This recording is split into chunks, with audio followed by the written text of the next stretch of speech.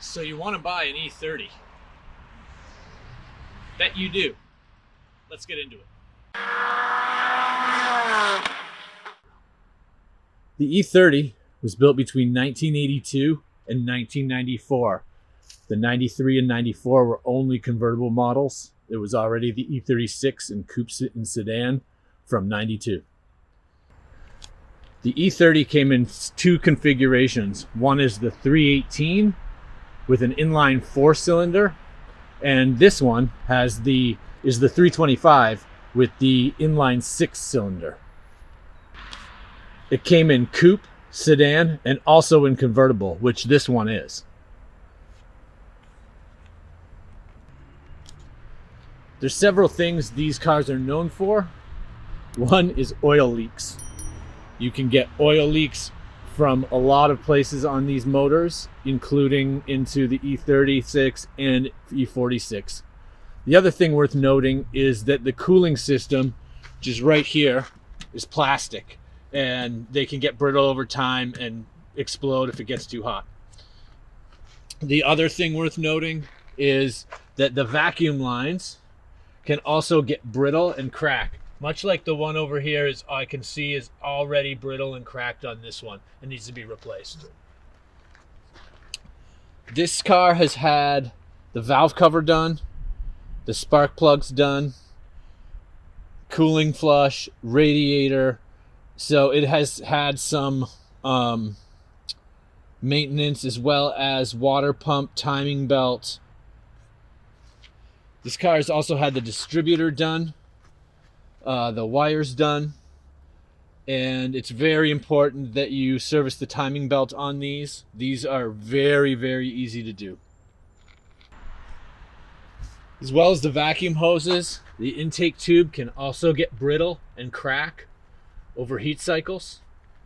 The other thing that's been done on this car is the starter, and the starters can be not a fun task to do if you have to do them, although it is doable in your garage. As you can see, the hood lifts opposite to most hoods. This can be a problem if you're trying to work in the front of your engine. When I did the timing belt, I actually just took the hood off and laid it off to the side, and it made it much, much easier to do. This car has also had a solid steering shaft, and it has a lot of new suspension, new brakes. So when you get one of these, a lot of them are in poor condition, especially if you don't pay much for it. There's still deals on these cars out there, but you're gonna have to do some work.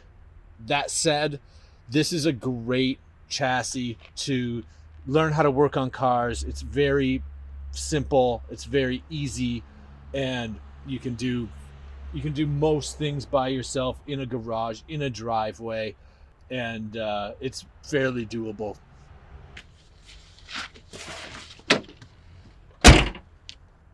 So you want to buy one of these as a project? This is a great car. They're pretty solid. They're fairly reliable once you get some of the maintenance done, but it'll all be relative to how much you pay for one of these. This particular one was a barn find, and I paid, I think, about $1,500 for it. It ran and drove onto a trailer, but it did need some work. The one thing it didn't have was a lot of rust, and that's what sold me on this particular car. I didn't mind doing the work, but it was in pretty good condition. It just needed a lot of maintenance, timing belt, brakes, suspension, everything. This car now has coilovers, new control arms, new tie rods, etc. So as much as it is a reliable car, you will replace parts on this car.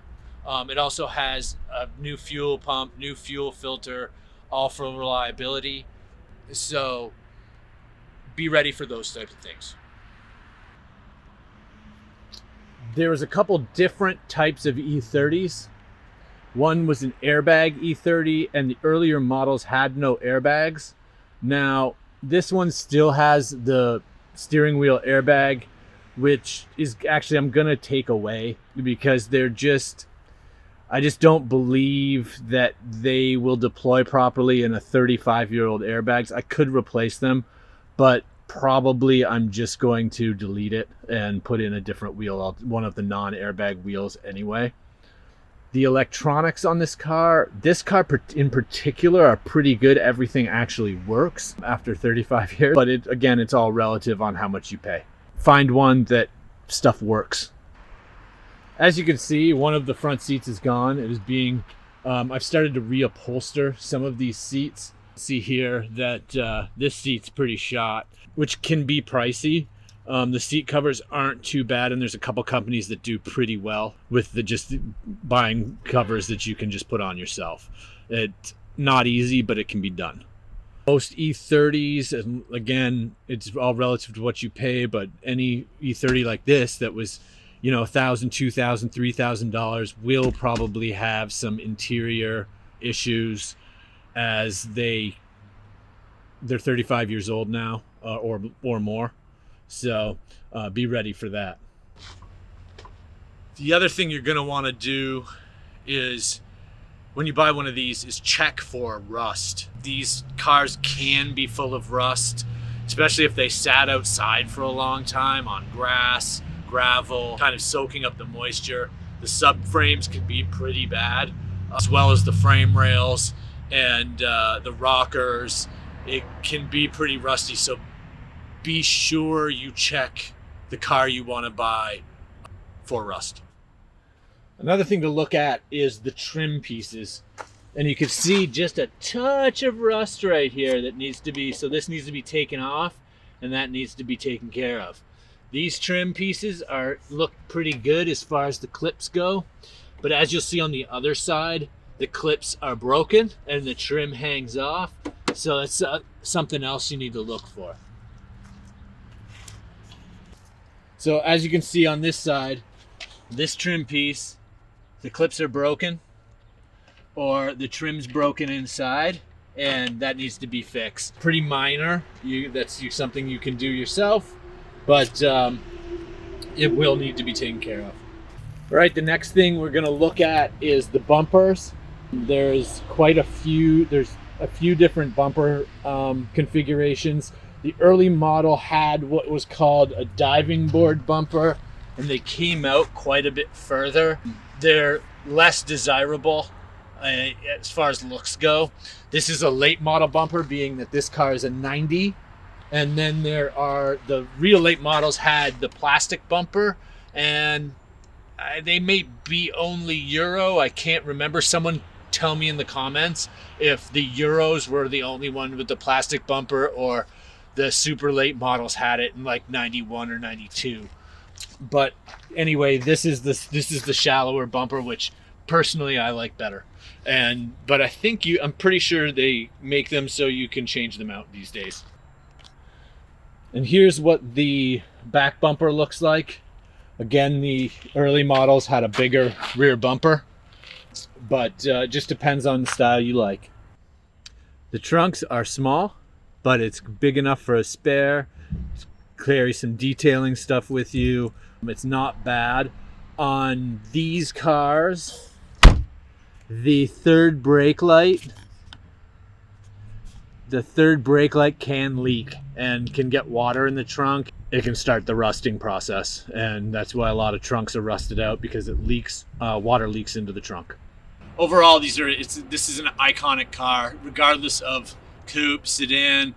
The convertibles like this one, they're a little less desirable to most. Most want the coupe, which I understand, but most people want something like this. It has that 80s, early 90s styling. It doesn't look like every other car out there. And again, it's super easy to work on. You can do it with tools in your garage. There's not too many specialty tools besides maybe to take the actual fan off the clutch, but it's not too bad. And you can basically work on this anywhere.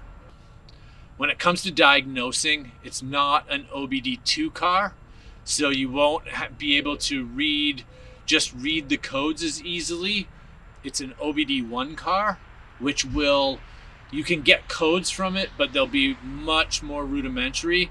And so diagnosis is on things that are wrong will be a lot more up to you than something like an E46 or post 96 cars that all have OBD2, which you can just put a code reader on it and read the codes.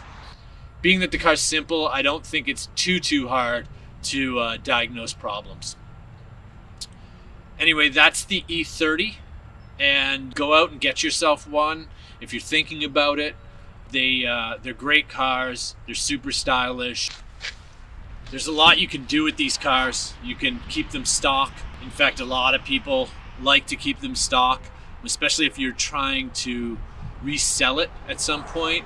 You probably want to keep it fairly stock and just upgrade the condition and make sure everything's tip top.